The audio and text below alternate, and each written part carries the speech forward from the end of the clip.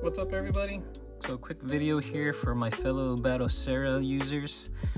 We're going to be going over how to map a N64 style controller. I've been using Retrobit's Hori Minipad influenced Tribute64 controller, and I really like this controller. It really goes well with emulating N64 games here. So I see there's still confusion online on how to set up an N64 style controller, and in this one particularly. So I'm just gonna go over how to do that real quick, and we'll map it here for the front end as well as the emulator inside Batocera. So let's go ahead and do that real quick. So from the main menu, let's go down to controller and Bluetooth settings, and we're gonna map it here. And this is where the confusion stems. If you go actually to Batocera's official site, it tells you weird things like map the B button as A, map this as B, and so forth and so forth. So now let's just make it straightforward so your buttons reflect the actions here on the front end. So south, which is the B button, we'll go ahead and map it to B. East will be A. North will be down C. And then we'll do left C for west. Start, it's gonna be straightforward. Select, I actually will map it to Z. I think that's how the official website tells you to do it. And then up, down, left, right. Left shoulder, right shoulder. Those things are straightforward, as well as the left analog. There's no right analog on here, so we'll just go ahead and hold down a button to skip that.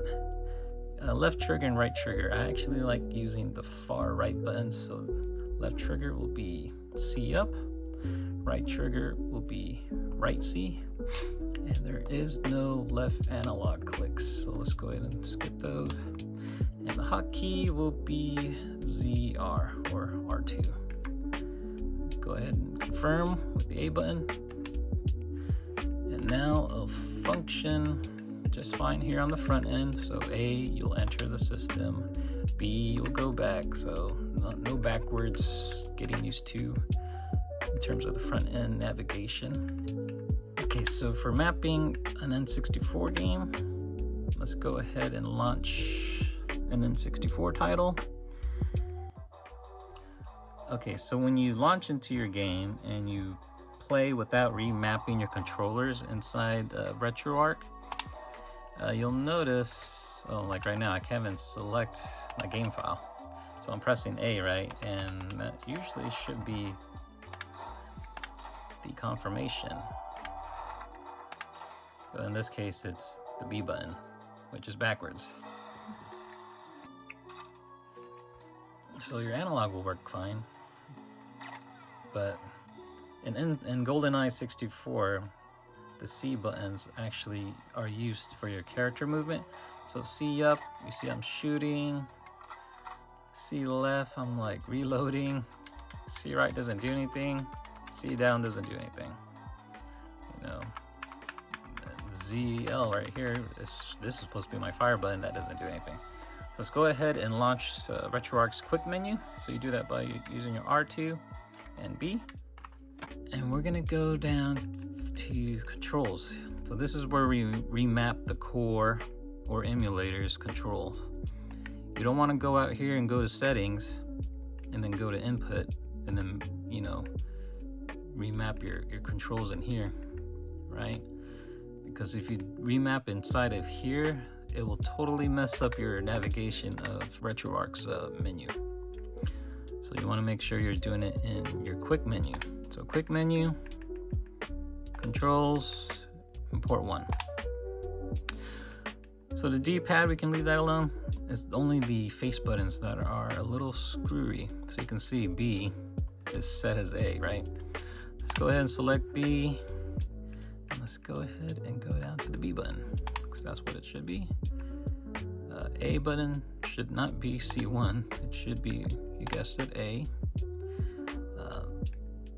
This, we map Y, so that should be, Y is actually C left. So C left, we'll actually go scroll down to C. So C left will be this X minus down here. Buttons, make sure it's buttons. Make sure you're not doing control stick X minus. C button, X minus. And your X button, which we map to C down, will be, you guessed it, C down, which will be CY minus. And select, and we map select from Batocera as the ZL button, or L2. So select will be Z trigger. Start is right. These are correct. So L2 and R2. So if you remember, L2 is C up. So we'll go here. That'll be Y plus, C button Y plus.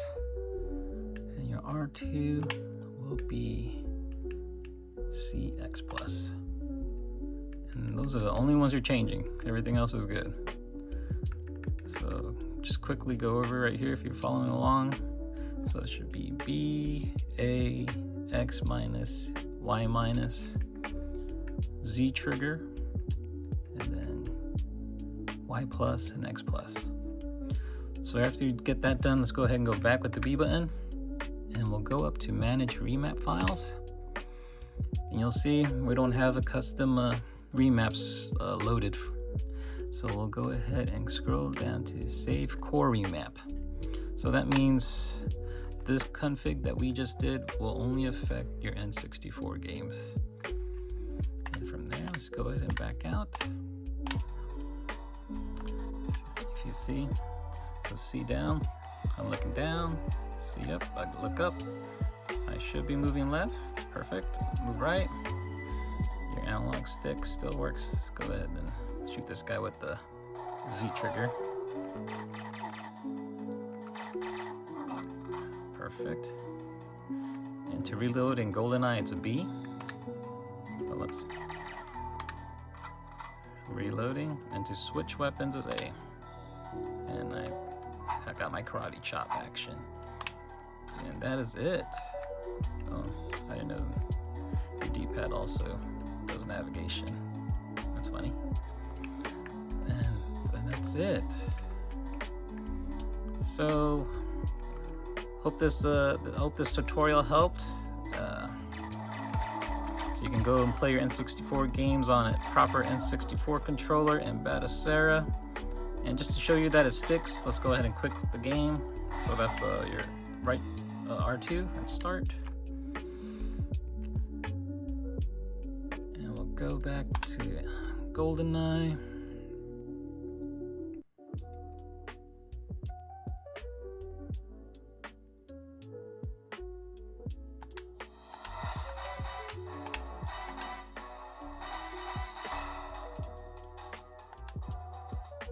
Let's go ahead and press A to select your file. Boom, works.